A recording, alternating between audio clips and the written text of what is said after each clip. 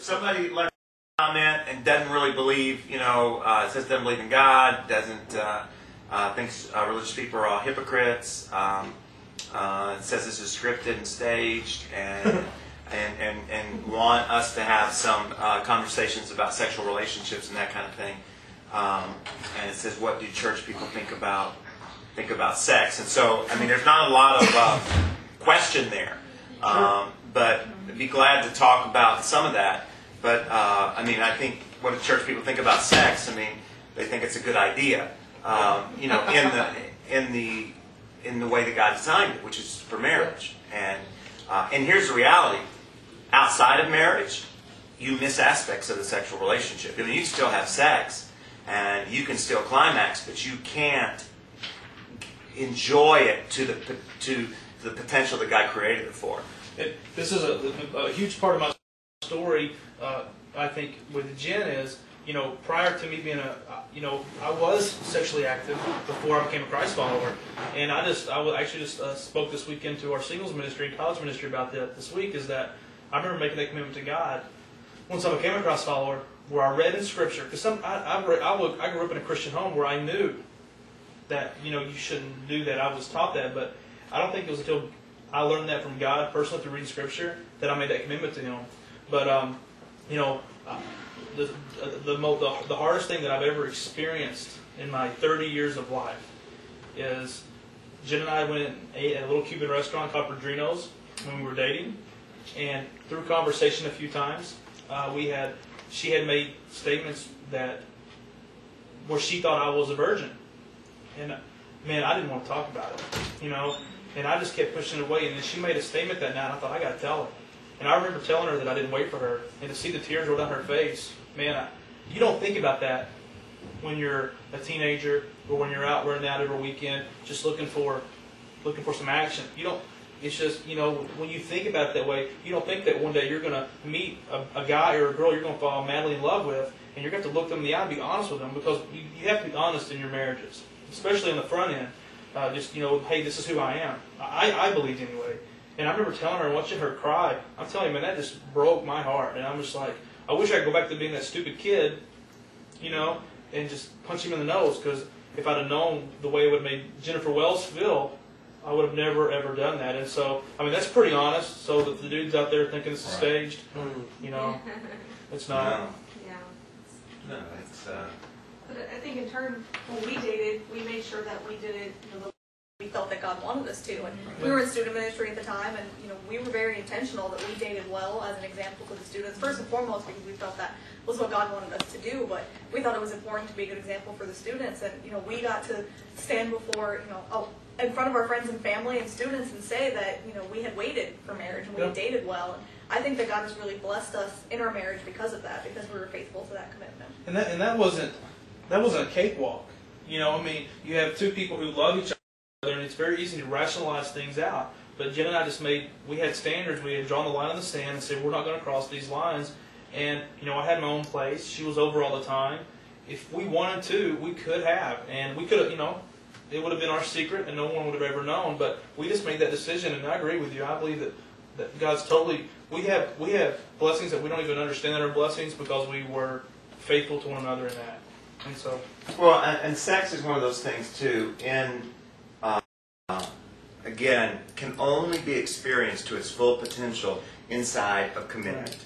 Because you have to be honest, you have to be vulnerable, and when you're just hooking up with somebody for the night, none of that stuff is present. It is all about physical, and it's all about me. I'm going at it for me, and she's going at it for her, and and you don't know that you're missing it until you experience it inside of commitment. Yeah. And the only reason people aren't married is because they're unwilling to make the commitment. There's lots of reasons to say, I don't want to get married. And I don't say that in a judgmental way. I don't say that with a pointed finger. I don't say that to anger anybody. I say that with the heart of a pastor in the sense that I hate that people miss out on the other side of sex, the other aspect of sex that can only be discovered inside of marriage and inside the security of a commitment that you can never have no matter how long you've lived together, because the only reason you haven't walked down that aisle is because of the commitment, the willingness to say, until death do us part, I love you, I cherish you. And that adds a whole nother dimension to the sexual relationship than when you're just having sex because it's there. And I've known people who have gotten married because they told me this because the sex was good as in that dating relationship, and then all of a sudden, because of marriage, there's a whole lot more to being married. We've talked about taking out. I mean, there's so much more going on than just that moment. That if that's what your whole reason you're getting married is because you're good in bed together, man.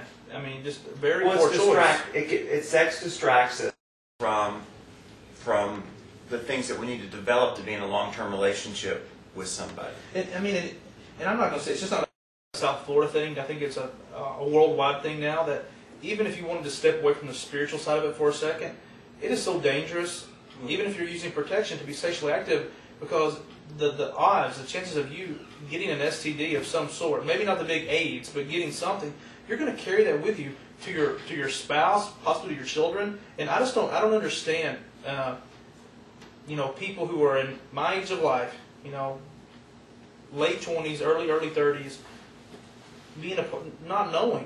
I just scratch my head sometimes, just not as a Christian, just as a human being, saying, what is going on? And hear our heart. I mean, it's not judgmental. I mean, we all know the pull of flesh, and when I teach on it and preach on it, it's not with a pointed finger. It's just God created it. I say for people to miss, marriage is not. It's commitment. I mean, and you can't really have community. We're going to talk about this a little bit this weekend without commitment. Because here's the deal. If I'm not committed to my wife, then how can we talk about these real depth things? Because if I say something she doesn't like, she may walk away. So you hide. I become who she wants me to be instead of who I really am because I'm afraid I'm going to lose her. And is that real community? Is that a real relationship? It's just a lie. And to add to what you were saying, sex is to its fullest when you're married. I'm happy to say that the only person that I've ever given myself to was my wife, who is now my ex-wife. But I'm sad to say that before we got married, we were foolish. We were young kids, and we weren't good before that. But people who do have sex before marriage and are not have no commitment.